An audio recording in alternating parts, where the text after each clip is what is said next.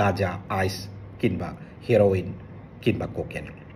এগুলির মধ্যে যেটাই আপনি নেন না কেন সেকশন 15(1) ধারায় আপনার 2 বছরের সাজা কিংবা 5,000 টাকা জরিমানা। বর্তমান সময়ের মালয়েশিয়াতে অবস্থানরত বাংলাদেশিদের সব থেকে বেশি যেই অপরাধের সাথে জড়ায় যাচ্ছে সেটা হচ্ছে ড্রাগ।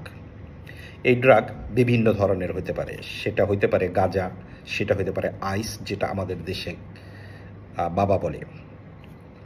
প্রতি সপ্তাহে কম হলে 2 থেকে 3টা সংবাদ পাওয়া যায় এই ড্রাগের কারণে অ্যারেস্ট হয়েছে।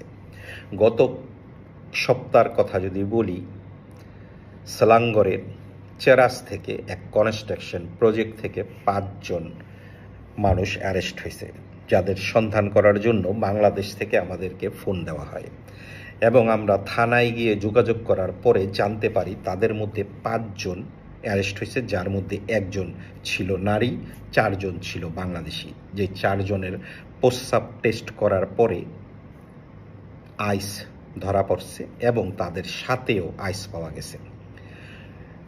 আজকে 5 জুলাই আমাদের অফিসে ফোন আসে, সেলাঙ্গরের মেরু এলাকা থেকে এক বাংলাদেশি অ্যারেস্ট হয়, যার সাথে আইস পাওয়া গেছে। আমরা থানায় যোগাযোগ করে জানতে পারি সেকশন 15(1) ধারায় যদি আপনার সাথে ড্রাগ পাওয়া যায়, মদ কিংবা বিয়ার, সেটা ড্রাগ না, সেটা আপনি খেতে পারেন, তার জন্য আপনাকে মালয়েশিয়ার পুলিশ কোনো সাজা শোনাবে না। তবে ড্রাগ হচ্ছে আলাদা জিনিস, যেমন বাবা, আইস কিংবা গাঁজা। এই গাঁজা আপনি খান কিংবা আপনার সাথে যদি পাওয়া যায়, সেটা 2টা কেস হবে। আপনার সাথে যদি গাঁজা পাওয়া যায় তার জন্য একটা কেস, গাঁজা যদি আপনার প্রস্রাবে পাওয়া যায় মানে আপনি খাইছেন, তার জন্য আলাদা কেস। সেকশন 15(1) ধারায় যদি কেউ ড্রাগ নিয়ে থাকে মালয়েশিয়াতে, আপনার কোনো কিছু যায় আসে না সেটা কোন ধরনের ড্রাগ আপনি নিছেন, গাঁজা, আইস কিংবা হেরোইন কিংবা কোকেন। এগুলির মধ্যে যেটাই আপনি নেন না কেন সেকশন 15(1) ধারায় আপনার 2 বছরের সাজা কিংবা 5,000 টাকা জরিমানা।